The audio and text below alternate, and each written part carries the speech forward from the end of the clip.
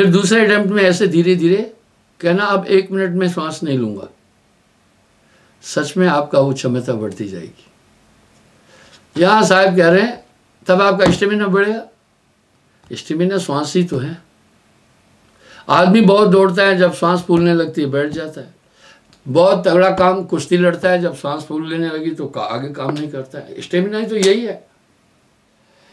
मैं लोगों से एक बात कहता हूं अक्सर, भाई आप अगर अधिक कुछ नहीं कर सकते हैं, दारा सिंह का एक फार्मूला बड़ा प्यारा है।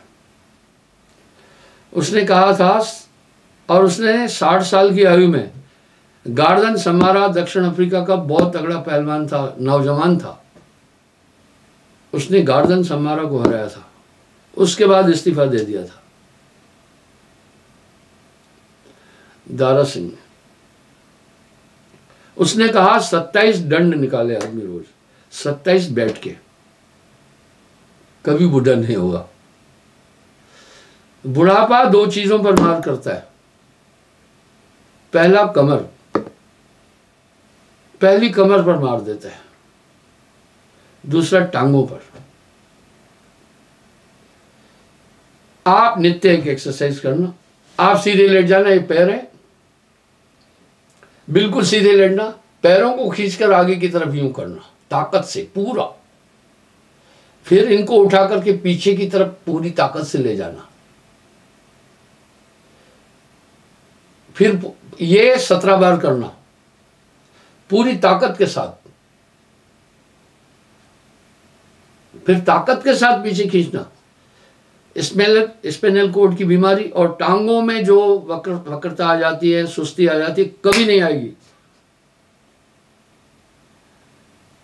उसके बाद आप इन 2 पैरों को फिर यूं घुमाओ, इस तरह, घुटने नहीं मोड़ना, जमीन से भी नहीं उठाना, इस तरह, फिर इस तरह घुमाओ, फिर यूं घुमाओ दोनों पैरों को, फिर खड़े करके ताकत से उंगलियां पैरों की नीचे की तरफ खींचो, बहुत ताकत से, फिर सीधी करके पीछे तक ले जाओ, सिर्फ उंगलियां। आपकी टांगें इतनी रिलैक्स हो जाएगी, कमर का दर्द कभी होगा नहीं और बाकी चीजें नहीं होगी इस व्यायाम से। आइए मैं क्या बताना चाहता हूं, तो गोताखोर उनका स्टेमिना कट जाता है। हिंद महासागर की औसत गहराई 7-8 किलोमीटर है, ये बहुत गहराई होती है और इतना नीचे जाने के लिए आदमी नहीं पहुंच सकता है। ऑक्सीजन बड़ा जरूरी है, बिना ऑक्सीजन के आगे का सफर हो ही नहीं सकता है। इस तरह साहब क्या कह रहे हैं, ये गठबंधन प्रेम का मत कोई बैठो धाय, जो कोई बैठे धाय के बिन सिर सेती जाए। इसमें बिना जाने बूझे मत निकलना, मन कहीं का कहीं पहुंचा देगा। तो इस तरह धाय दौड़ के, इसलिए नाम की ताकत के साथ में आप तब मन पर नियंत्रण कर सकते हैं, नहीं तो आप मन पर किसी कीमत में नियंत्रण नहीं कर सकते। एक साधारण फार्मूला है भाई, बैल में इतनी बड़ी ताकत होती है 2-4 आदमी को वो मानेगा ही नहीं, लेकिन जब उसे नकेल लगा दी तो एक बच्चा भी उसे ले जा सकता है। तो इतना ताकतवर। घोड़े में बहुत ताकत है, लगाम लगा दी तो, मैंने कई लोगों से पूछा घोड़े को लगाम क्यों नहीं लगाते, नकेल क्यों नहीं लगाते, उसको लगाम लगाइए। कोई कुछ बताता है, कोई कुछ। आप ध्यान से देखना, घोड़े की नासिका बड़ी कोमल है, अगर उसमें रस्सी डाली गई फट जाएगी। शेर की नाक का नाक बहुत, बैल का नाक बहुत मजबूत है, बैल की गर्दन भी बहुत मजबूत है, इसके मुंह में रस्सी बांधोगे तो काबू नहीं आएगा। नकेल डाली गई नाक में, घोड़े को लगाम, अब वो काबू हो गया ना। इस तरह साहब क्या बोल रहे हैं, नाम होए तो मात नवावे, ना तो ये मन बांध न चाहे। नाम की खूबी क्या है, नाम अंतःकरण को चेतन करेगा। जब चेतन होगा तो मन की पूरी तरंगे ऑन स्क्रीन आएगी, आप पढ़ने लगेंगे ये तो कहीं से प्रेषित हो रही है, मैंने नहीं मानना है। तब आपको ये पता चलेगा ये अनिश्चित जो मेरी इच्छाएं आ रही है उनमें से कुछ को तो आप एक्टिव करते, कार्य करते, कुछ को नहीं करते। लेकिन जब नाम आ जाएगा तो बस चाहे कितना भी शठ सुधरत सत्संगत पाई, कितना भी चाहे अनपढ़ होगा उसके पास एक गुण आ जाएगा, नेचुरल आ जाएगा। यहां साहब के शब्द बड़े सटीक है, नाम बिना हृदय शुद्ध ना होई, कोटिन भान करे जो कोई। जैसे ही एकाग्र होता जाएगा इससे एक आनंद की अनुभूति हो जाएगी। मैंने कल भी कहा था अतीत और भविष्य नहीं, तुम वर्तमान में रहो, ये साहब ने वाणी में भी कहा और यही बात वासुदेव कृष्ण ने भी कही। तो जब आप सुमरण आपके पास आएगा, मन की तरंगे स्क्रीन पर आती जाएगी, आपको समझ में आया ये तो मैं अच्छा ही नहीं किया, कहां से आ गई। जो ये मेरे सोच आई, मुझे याद आया, मैं तो याद करने नहीं बैठा, ये मेरे पास किसने प्रेषित किया। बस आप वहां समझ जाएंगे, आप उसको क्या करेंगे, उसको डिलीट करते जाएंगे, उसको एवे करते जाएंगे, बस यही चीज है। अब यहां साहब एक शब्द कह रहे हैं, मन जाता है जाने दे। जब उन तरंगों पर आप काम ही नहीं करेंगे तो मन कुछ नहीं कर सकता है। मन की ताकत तो तन है और तन की ताकत आत्मा है, तन कुछ नहीं कर सकता। तो जैसे जैसे आप थोड़े एकाग्र होते जाएंगे आपको आनंद भी मिलेगा, एक शांति मिलेगी। नहीं तो आप 24 घंटे उपमपोह में ये करना है, वो करना है, फलाना करना है, ढिकाना करना है। मैंने कई बार बोला टेंशन कहां से शुरू होती है, टेंशन छोटी चीज से शुरू होती है। ओ अभी नहाना है, ये टेंशन है, कोई टेंशन मत लो। अभी रोटी खाना है, ये छोटी छोटी टेंशन, लेट तो नहीं हो रहा हूं, छोटी छोटी टेंशन। अभी ड्यूटी पर जाना है, ये दिन भर इंसान इस अवसाद से गुजरता है। टेंशन कोई भी नहीं लेना। मैं अक्सर लोगों से कहता हूं,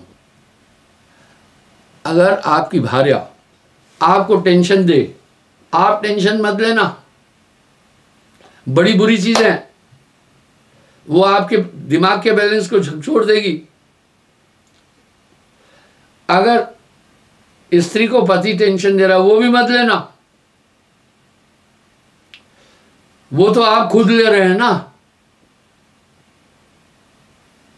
उसको अवे कर साइड कर देना। तो जब नाम की ताकत आ जाती है तो हृदय के पटल पर वो तरंगे आती हैं, जब तो साधक सोचने लगता है ये तो सोचने के लिए बैठा नहीं था मैं, ये कहां से आ गई। धीरे धीरे वो ये जानने लगता है कि ये तरंगे कहाँ से आ रही है, तो वो तरंगों को समझने की कोशिश करता है। तब उसको पता चल जाता है कि भाई ये तरंगे तो कोई और मेरे पास भेज रहा है, कहाँ से आ रही है वो उसको पता चलता है। आपको मैं एक उदाहरण देता हूँ। ये उदाहरण मैंने पहली बार भी दिया। एक बार, ये सन 1974 की बात है, मैं क्लर्क का भी काफ़ी समय काम किया हूँ। तो पलावाला में छम सेक्टर में थे, तो हमारी पोस्टें थी 1-1 किलोमीटर पर, आधा आई भी है वहाँ पोस्टें थी। तो जवान उन पोस्टों पर, एक कमांडर जवान थे, उनको वेतन देना था। जब उनको वेतन देना था तो अकाउंटेंट्स रोल होता है जिसमें सैनिक साइन करता है कि हाँ मुझे वो तनख्वाह मिली। फिर वो पूरा सीडीए में चला जाता है एक सिस्टम में। तो मुझे मेरे कंपनी कमांडर ने कहा ये अकाउंटेंट्स रोल ले जाओ, पिट्ठू में भरी, मैंने काफ़ी एक पोस्ट के लिए बोला जाओ, वहाँ जवानों को तनख्वाह देकर उनके साइन लेकर के आ जाना। ठीक है साहब। जब मैं वहाँ पोस्ट पर पहुँचा, उनको सबको मैंने तनख्वाह दी, उनके साइन लिए, थोड़ा टाइम लग गया। 1985 की बात है, क्षमा करें, थोड़ा टाइम लग गया। ये हमीरपुर सिकदर के पास हमारी पोस्टें थी, पलावाला की थोड़ा इस तरफ गिगरियाल की साइड में इधर। तो थोड़ा मुझे लेट हो गया।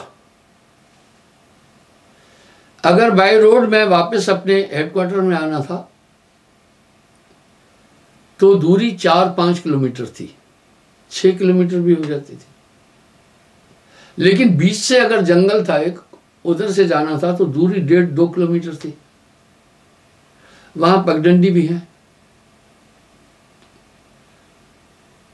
मैंने दिल में सोचा, अब वहां जो इंचार्ज था, पोस्ट इंचार्ज, बोला अंधेरा हो गया है, अब आप जाएंगे, आपके साथ 2 जवान दे दूं? मैं कहा नहीं साहब, वो बेचारे 5-6 किलोमीटर जाएंगे फिर वापस आएंगे, उनके लिए तो 12 किलोमीटर हो गया, मैं चला जाऊंगा, आप चिंता न करें।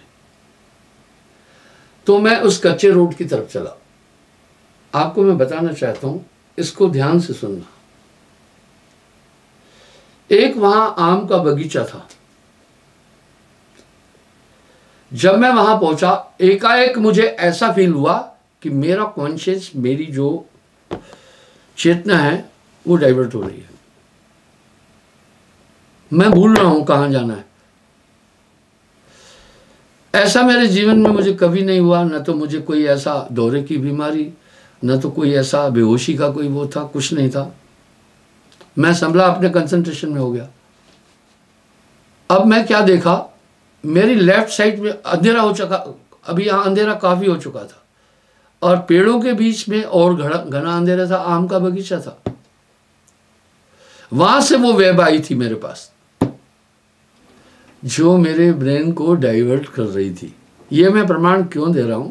मैंने उसको पकड़ा, किससे? हाथ से नहीं पकड़ा, कंसंट्रेशन से पकड़ा। ये सब चीजें कंसंट्रेशन, आई साउंड से चलती है, पर वो ताकतवर चीज थी। मुझे ये आश्चर्य हुआ कि ये सब चीजें मेरे पास नहीं आ सकती। ये क्या बात थी? पकड़कर मैं अपनी उस चीज से उसको मरोड़ के फेंक दिया। जब मैं आगे बढ़ने लगा, मुझे उसी दिशा से आवाज आई, रुको। अब मैं उस दिशा की तरफ देखा, घोर अंधकार था। उस अंधकार के अंदर से आवाज आई, तुम कौन हो? मैंने बोला, तुम मुझे कभी नहीं भूल पाओगे। ये अहंकारवश नहीं बोल रहा हूं। मैंने बोला, तुम मुझे कभी नहीं भूल पाओगे। बोला, मैं कोई शैतान चीज नहीं हूं, एक पीर था। बोला, रात्रि में मैं यहां से किसी को नहीं जाने देता हूं, और उसके यहां बड़े मेले लगते थे, आज भी लगते हैं। बोला, जो यहां आता है, रात में कोई नहीं आता है, इर्द गिर्द के लोगों को पता है, उसको मैं कुछ नहीं करता हूं। 1 घंटा वो इधर से उधर घूमता है। ये त्राटक किया गया। उसके बाद वो जाता है, फिर दोबारा इधर से आने की कोशिश नहीं करता है, और सब लोग ये जानते हैं कि यहां ऐसा है। लेकिन आज तुमने वो मेरी वो जो ताकत थी, जो सबको मैं उचाट कर देता था, वो तुमने खत्म कर दिया। मैंने कहा, तभी तो कहा तुम मुझे कभी नहीं भूलोगे। ये प्रसंग बताने की मुझे क्या आवश्यकता पड़ी? इस तरह मन की वो तरंगे, जैसे उसने तरंग भेजी थी, हर इंसान के दिमाग पर आती है, जो शैतानी काम कराना चाहे कराती है। उदाहरण के लिए, आपने हजारों बार झगड़ा किया होगा और हर बार पछताया होगा, फिर करते हो। उस समय वो क्रोध की तरंग आई। इस तरह लोभ की तरंग आती है, काम की तरंगे आती है। शिवजी पर बाण कोई कामदेव ने ऐसा नहीं चलाया था जैसे अर्जुन कहीं खींच के शिकारी बाण मार रहा है, वो तरंगों के बाण होते हैं। इस तरह मन हर एक इंसान पर ये हमला कर रहा है। एक आर्मी में एक साइफर मैसेज का सिस्टम होता है। वो ऐसा मैसेज टेलीफोन पर दिया जाता है या सेट पर, जिसे डिकोड करेगा वो जिसे जानकारी है, बाकी मैसेज समझ ही नहीं पाएगा। तो नाम के बाद ये डिकोड हो जाता है मन, आपका मन की पूरी तरंगें आप अच्छी तरह समझने लगेंगे, क्या सही है क्या गलत है, फिर आप मन पर चलते ही नहीं है। यहां पर साहब कह रहे हैं नाम होए तो माथ नवावे, ना तो ये मन बांध नचाए। इस तरह से ये बिना नाम के इसमें घुसना भी नहीं है, बस में नहीं आएगा। साहब कह रहे हैं मन है निरंजन सभे नचाए, नाम होए तो मात नवावे। तो पहली बात तो साहब ने यार नाम का इतना बड़ा महात्म बोला। दूसरी बात, जिस प्रकार से आपके मोबाइल में एक बैटरी है, बैटरी को ऊर्जा चाहिए, उसके द्वारा ही वो ऊर्जा सुनना बोलना सब चीज़ आती है। जब वो बैटरी कम हो जाती है तो आप फिर उसको चार्जिंग में लगाते हैं। इस तरह गुरु का दर्शन बोला। मुझे एक आदमी ने कहा गुरुजी जब आप आने वाले होते 4-5 दिन पहले ही हमारा मन स्थिर होने लगता है, जाते हो 4-5 दिन तक, उसके बाद में ये फिर उदंड होता है। तभी तो साहब ने एक शब्द कहा, गुरु का दर्शन कीजिए दिन में कई बार, आंसू या का महजिम करे बहुत उपकार। तो यहाँ दूसरी बात साहब क्या करें, पहली बात तो आपको ध्यान में निरंतर बैठने से पहले ये लाभ मिलेगा, मन को समझने, मन चीने कोई बिरला भेदी। जब मन को समझने लगेगा तो मन की तरंगों के साथ बहेगा नहीं। यहां साहब कह रहे हैं मन तरंग में जगत भुलाना, मन ही आए काल कराला, जीव नचाए करे प्याला। अब यहां जो नाम की ताकत आई उसने पहले आपको वेकअप कर दिया। वो कैसा कर दिया, आजकल सेना में इंफ्रारेड सिस्टम की दूरबीनें हैं। पहले ये कमांडर लेवल के लोगों के पास थी, प्लाटून कमांडर हुआ, जेसीओ लेवल, आजकल तो मुझे नहीं पता है। मुझे सेना से रिटायर हुए 31 साल हो रहे हैं। उस समय नई नई आई थी, उसकी रेंज सिर्फ 100 मीटर थी। अभी कहते हैं 2 किलोमीटर तक रात में भी देख सकते हैं।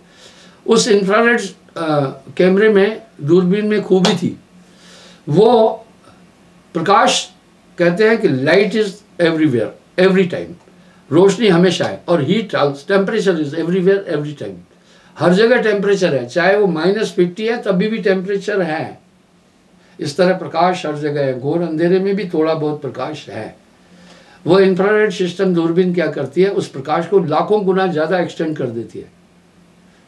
उन्हीं तरंगों को बहुत ज़्यादा पावर कई उछालती है कई, तो अंधेरे में भी आदमी ठीक वैसे दिखता है जैसे टेलीविज़न में आप आदमी को देखते हैं। इस तरह से एक इंफ्रारेड सिस्टम गुरु आपके अंदर उत्पन्न कर देता है, जिससे मन की बारीक तरंगें भी पढ़ने में आ जाती है। नानक देव जी साहब ऐसे ही कह रहे हैं क्या, नाम बिना सब बोझ सब विद से ही ना, नाम बिना मूर्ख सो कहिए, नाम बिना पापी सो लइए, ऊंच वही जो नाम है जाना, बिना नाम सब नीच बखाना। पर इन तात्विक चीज़ों को कोई समझा नहीं। लोगों ने सोचा कोई भी नाम जप लो काम हो जाएगा ना, इसलिए जब उनको कुछ नहीं मिला तो कहा कोई नाम हम कुछ नहीं है। यहाँ साहब बड़ा स्पष्ट शब्दों में एक बात करें, कोटि नाम संसार में करोड़ों नाम दुनिया, तिनते मुक्ति न होए, मूल नाम ये गुप्त है जाने बिरला कोई। तो गुरु और नाम, उसके बाद फिर ये कहा तुम अटेंशन रहो, गुरु शिष्य और ईश्वर मिलकीना भक्ति विवेक तीनों तरधारा बनी आगे गंगा है। नाम सत्य गुरु सत्य हो, आप सत्य जो होए, 3 सत्य जब एक हो विश्व से अमृत होए। कबीर का गाया गाएगा 3 लोक में मार खाएगा, कबीर का गाया बूझेगा तो अंतर्गत को सूझेगा। इसलिए साहब की वाणी रहस्यमय है। इन 3 चीज़ों की इर्द गिर्द साहब ने साधक को घुमाया है। इसलिए ये सुमरण बहुत ज़रूरी है, हर दशा में सुमरण करना, उठते बैठते भी सुमरण करना। सुमरण करने का मतलब है एवरी टाइम अटेंशन। उसको काल क्या करे जो 8 पहर होशियार, क्षण सुमरे क्षण बिसरे, यह तो सुमरण ना है, 8 पहर भी ना रहे सुमरण सही का है। क्षमा चाहूँगा, समय हो रहा है, कल पुनः मैं हाजिर हो जाऊँगा साहब।